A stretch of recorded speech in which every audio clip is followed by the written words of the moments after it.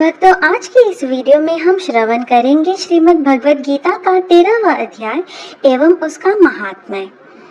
इस अध्याय में भगवान श्री कृष्ण अर्जुन को ज्ञान के बारे में तथा सत्व, रज और तम गुणों द्वारा अच्छी योनियों में जन्म लेने का उपाय बताते हैं।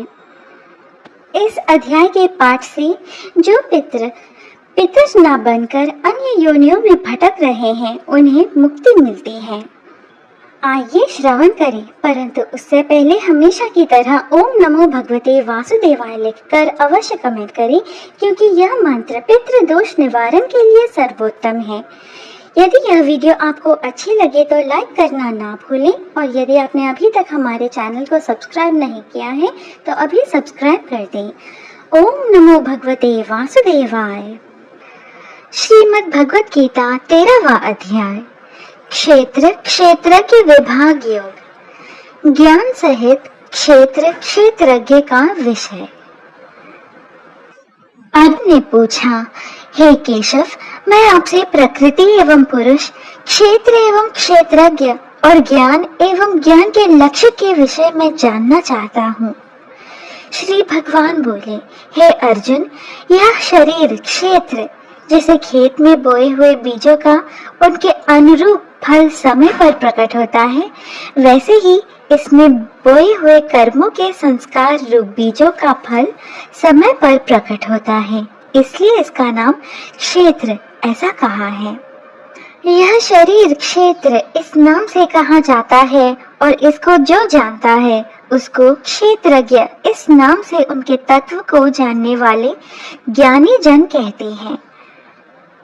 हे अर्जुन, तू सब क्षेत्रों में क्षेत्रज्ञ अर्थात जीवात्मा भी मुझ में ही जान, और क्षेत्र क्षेत्रज्ञ को अर्थात विकार सहित प्रकृति और पुरुष को जो तत्व से जानता है वह ज्ञान है, ऐसा मेरा मत है। वह क्षेत्र जो और जैसा है तथा जिन विकारों वाला है और जिस कारण से जो हुआ है, तथा वह क्षेत्रज्ञ भी जो और जिस प्रभाव वाला है, वह सब संक्षेप में मुझसे सुन। यह क्षेत्र क्षेत्रज्ञ का तत्व ऋषियों द्वारा बहुत प्रकार से कहा गया है और विविध वेद मंत्रों द्वारा भी विभाग पूर्वक कहा गया है, तथा भली भांति निश्चय किए हुए युक्त युक्त ब्रह्म सूत्र के पदों द्वारा भी कहा गया है। 5 महाभूत, अहंकार, बुद्धि और मूल प्रकृति भी तथा 10 इंद्रियां, 1 मन और 5 इंद्रियों के विषय अर्थात शब्द, स्पर्श, रूप, रस और गंधा तथा इच्छा, द्वेष, सुख, दुख, स्थूल देह का पिंड, चेतना, इस प्रकार विकारों के सहित यह क्षेत्र संक्षेप में कहा गया है।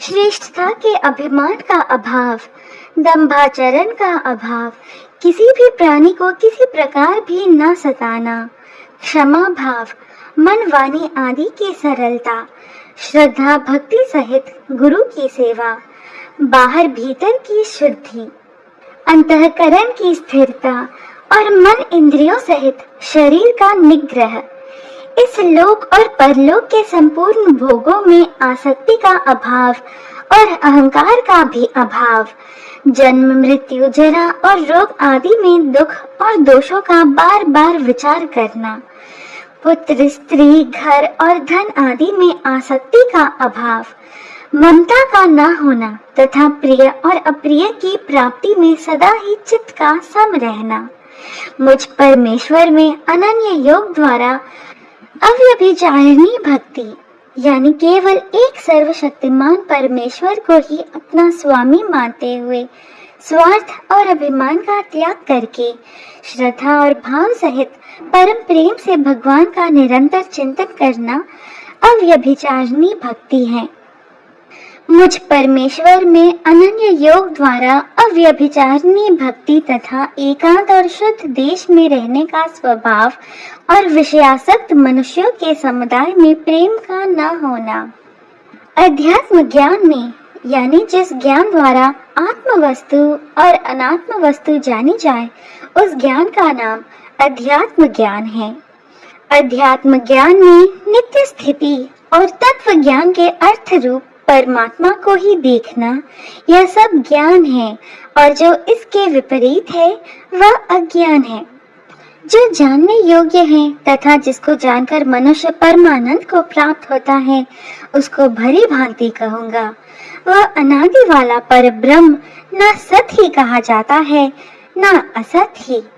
वह सब और हाथ पैर वाला, सब और नेत्र, सिर और मुख वाला तथा सब और कान वाला है, क्योंकि वह संसार में सबको व्याप्त करके स्थित है।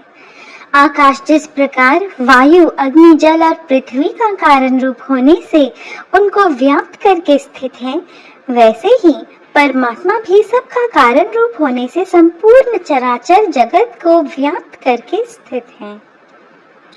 वह संपूर्ण इंद्रियों के विषयों को जानने वाला, परंतु वास्तव में सब इंद्रियों से रहित है तथा आसक्ति रहित होने पर भी सबका धारण पोषण करने वाला और निर्गुण होने पर भी गुणों को भोगने वाला है। वह चराचर सब भूतों के बाहर भीतर परिपूर्ण है और चर अचर भी वही है, और वह सूक्ष्म होने से अविवेक्य है, यानी कि जैसे सूर्य की किरणों में स्थित हुआ जल सूक्ष्म होने से साधारण मनुष्यों के जानने में नहीं आता है, वैसे ही सर्वव्यापी परमात्मा भी सूक्ष्म होने से साधारण मनुष्यों के जानने में नहीं आता है।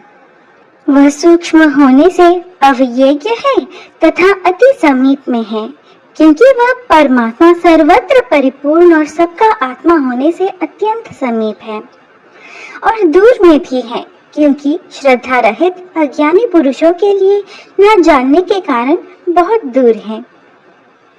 वह परमात्मा विभाग रहित एक रूप से आकाश के सदृश परिपूर्ण होने पर भी चराचर संपूर्ण भूतों में विभक्त सा स्थित प्रतीत होता है।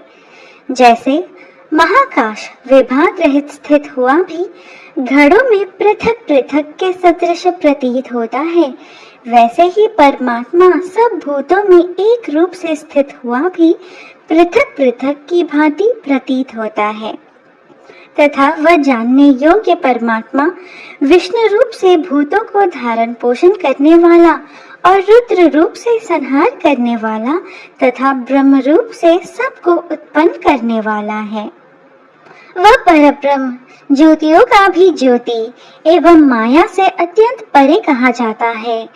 वह परमात्मा बोध स्वरूप, जानने के योग्य एवं तत्व ज्ञान से प्राप्त करने योग्य है और सबके हृदय में विशेष रूप से स्थित है।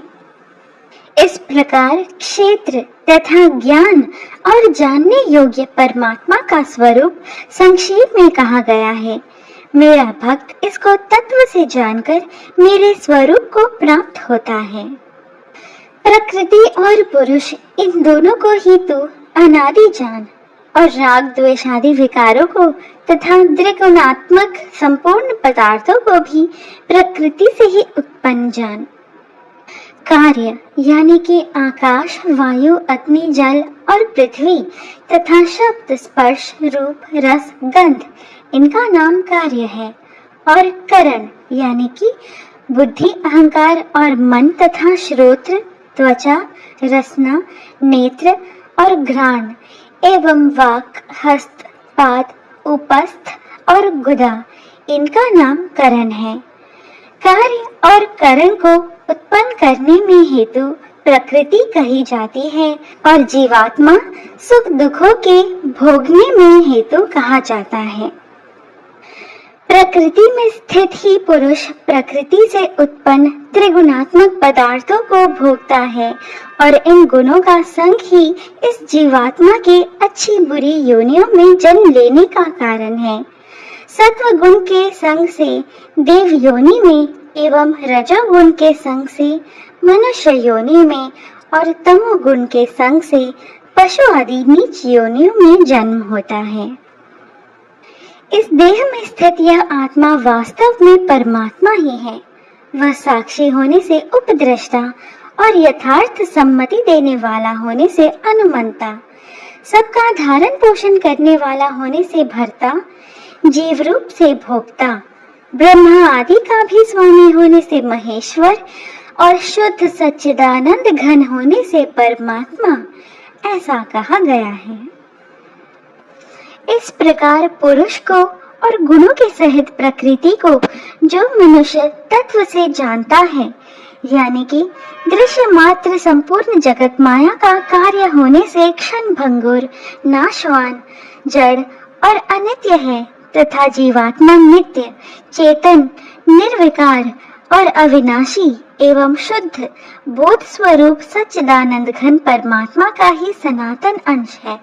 इस प्रकार समझकर संपूर्ण मायिक पदार्थों के संग का सर्वथा त्याग करके परम पुरुष परमात्मा में ही एक ही भाव से नित्य स्थित रहने वाले का नाम उनको तत्व से जानना है। जो मनुष्य तत्व से जानता है वह सब प्रकार से कर्तव्य कर्म करता हुआ भी फिर नहीं जानता।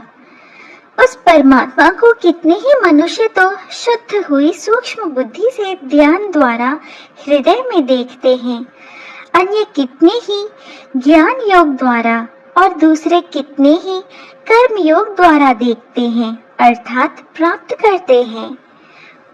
परंतु इनसे दूसरे अर्थात जो मंद बुद्धि वाले पुरुष हैं, वे इस प्रकार ना जानते हुए दूसरों से अर्थात तत्व के जानने वाले पुरुषों से सुनकर ही तद अनुसार उपासना करते हैं, और वे श्रवण परायण पुरुष भी मृत्यु रूप संसार सागर को निस्संदेह तर जाते हैं। हे अर्जुन, यावन मात्र जितने भी स्थावर जंगम प्राणी उत्पन्न होते हैं, उन सब को तू क्षेत्र और क्षेत्रज्ञ के संयोग से ही उत्पन्न जान। जो पुरुष नष्ट होते हुए भी सब चराचर भूतों में परमेश्वर को नाश रहित और संभाव से स्थित देखता है, वही यथार्थ देखता है। क्योंकि जो पुरुष सब में संभाव से स्थित परमेश्वर को समान देखता हुआ अपने द्वारा अपने को नष्ट नहीं करता, इससे वह परम गति को प्राप्त होता है। और जो पुरुष संपूर्ण कर्मों को सब प्रकार से प्रकृति द्वारा ही किए जाते हुए देखता है और आत्मा को अकर्ता देखता है, वही यथार्थ देखता है। जिस क्षण यह पुरुष भूतों के पृथक पृथक भाव को एक परमात्मा में ही स्थित तथा उस परमात्मा से ही संपूर्ण भूतों का विस्तार देखता है, उसी क्षण वह सच्चिदानंद घन ब्रह्म को प्राप्त हो जाता है।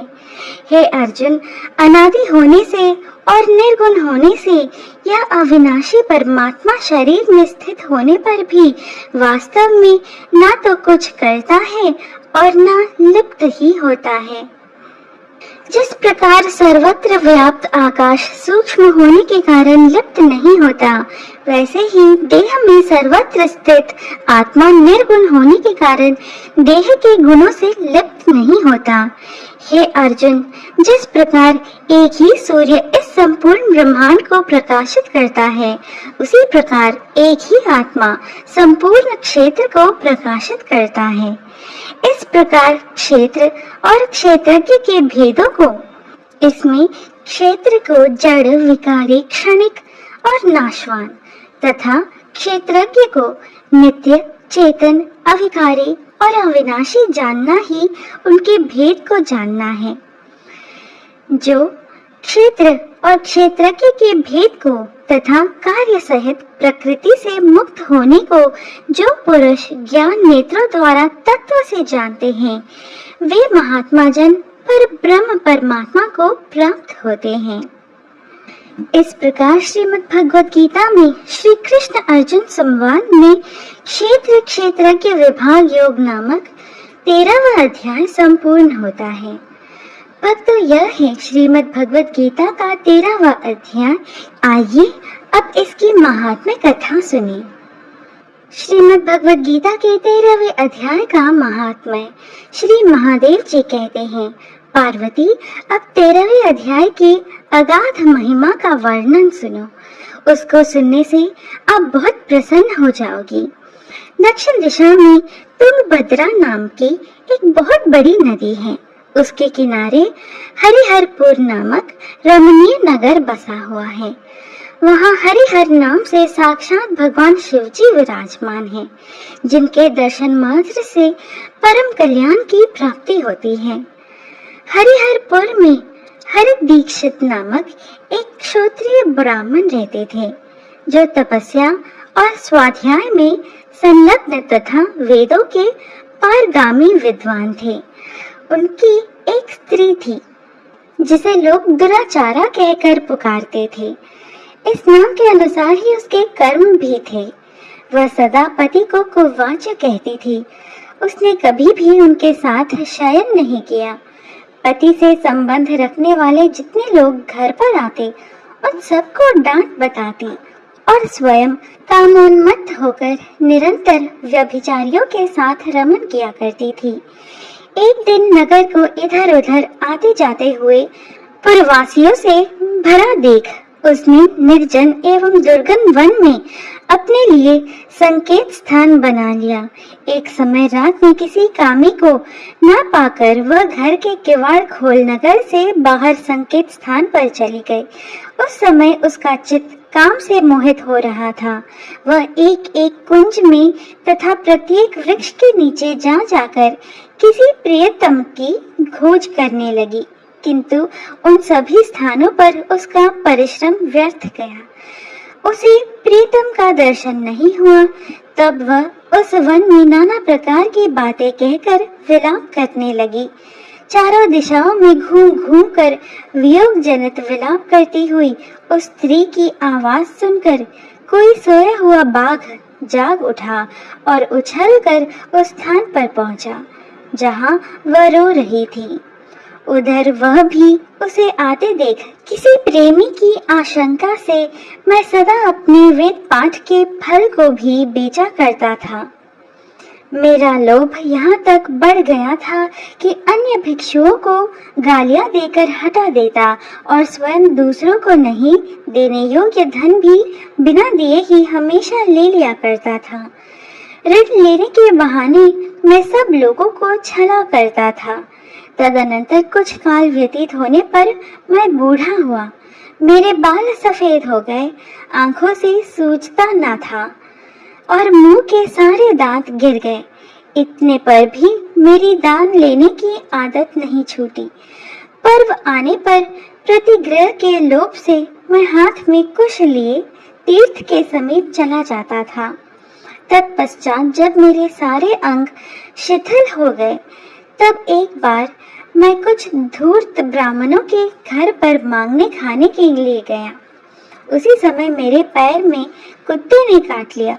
तब मैं मूर्छित होकर क्षण भर में पृथ्वी पर गिर पड़ा। मेरे प्राण निकल गए। उसके बाद मैं इसी व्याघ्र योनि में उत्पन्न हुआ। तब से इस दुर्गम वन में रहता हूँ तथा अपने पूर्व पापों को याद करके कभी धर्मिष्ठ महात्या, यति, साधु, पुरुष तथा सती स्त्रियों को मैं नहीं खाता। पापी, दुराचारी तथा कुल्टा स्त्रियों को ही मैं अपना भक्ष्य बनाता हूँ। अतः कुल्टा होने के कारण तू अवश्य ही मेरा ग्रास बनेगी। यह कहकर वह अपने कठोर नखों से उसके शरीर के टुकड़े टुकड़े करके खा गया। इसके बाद यमराज के दूत उस पापिनी को संयमनीपुरी में ले गए। वहां यमराज जी की आज्ञा से उन्होंने अनेकों बार उसे विष्ठा, मूत्र और रक्त से भरे हुए भयानक कुंडों में गिराया। करोड़ों कल्पों तक उसमें रखने के बाद उसे वहां से ले आकर 100 मनवंतरों तक रौरव नरक में रखा। फिर चारों ओर मुंह करके दीन भाव से रोती हुई उस पापिनी को वहां से खींचकर दहनानन नामक नरक में गिराया। उस समय उसके केश खुले हुए थे और शरीर भयानक दिखाई देता था। इस प्रकार घोर नरक यातना भोग चुकने पर वह महापापिनी इस लोक में आकर चांडाल योनि में उत्पन्न हुई। चांडाल के घर में भी प्रतिदिन बढ़ती हुई वह पूर्व जन्म के अभ्यास से पूर्ववत पापों में प्रवृत्त रहती। फिर उसे कोढ़ और राजयक्ष्म का रोग हो गया। नेत्रों में पीड़ा होने लगी। फिर कुछ काल के पश्चात वह पुनः अपने निवास स्थान हरिहरपुर को गई। जहाँ भगवान शिव के अंतःपुर की स्वामिनी जम्बिका देवी विराजमान है। वहाँ उसने वासुदेव नामक एक पवित्र ब्राह्मण का दर्शन किया, जो निरंतर गीता के 13वें अध्याय का पाठ करता रहता था। उसके मुख से गीता का पाठ सुनते ही वह चांडाल शरीर से मुक्त हो गई और दिव्य देह धारण करके स्वर्गलोक में चली गई। इस प्रकार श्रीमद् भगवद गीता के 13वें अध्याय का महात्म्य संपूर्ण हुआ। भक्तों, यह है श्रीमद् भगवद गीता का 13वां अध्याय एवं उसकी महात्म्य कथा। आशा है आपको आज की यह प्रस्तुति अच्छी लगी। इस प्रकार के और आध्यात्मिक वीडियोस पाने के लिए कृपया हमसे बने रहिएगा। फिर मिलेंगे अगली वीडियो में। जय श्री कृष्ण। राधे राधे।